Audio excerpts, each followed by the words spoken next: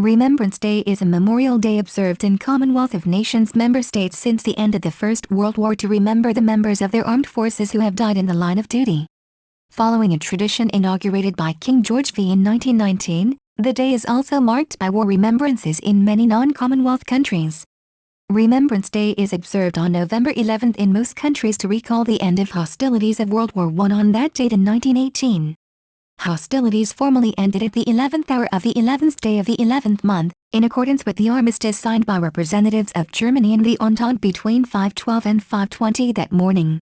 The First World War officially ended with the signing of the Treaty of Versailles on June 28, 1919. The memorial evolved out of Armistice Day, which continues to be marked on the same date. The initial Armistice Day was observed at Buckingham Palace, commencing with King George V hosting a banquet in honor of the President of the French Republic during the evening hours of November 10, 1919.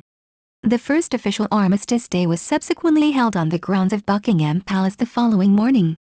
The red remembrance poppy has become a familiar emblem of Remembrance Day due to the poem In Flanders Fields written by Canadian physician Lieutenant Colonel John McCrae. After reading the poem, Moyna Michael, a professor at the University of Georgia, wrote the poem, We Shall Remember, and swore to wear a red poppy on the anniversary. The custom spread to Europe and the countries of the British Empire and Commonwealth within 3 years. Madame Anne E. Guerin tirelessly promoted the practice in Europe and the British Empire. In the UK, Major George Howson fostered the cause with the support of General Haig. Poppies were worn for the first time at the 1921 anniversary ceremony. At first, real poppies were worn. These poppies bloomed across some of the worst battlefields of Flanders in World War I. Their brilliant red color became a symbol for the blood spilled in the war.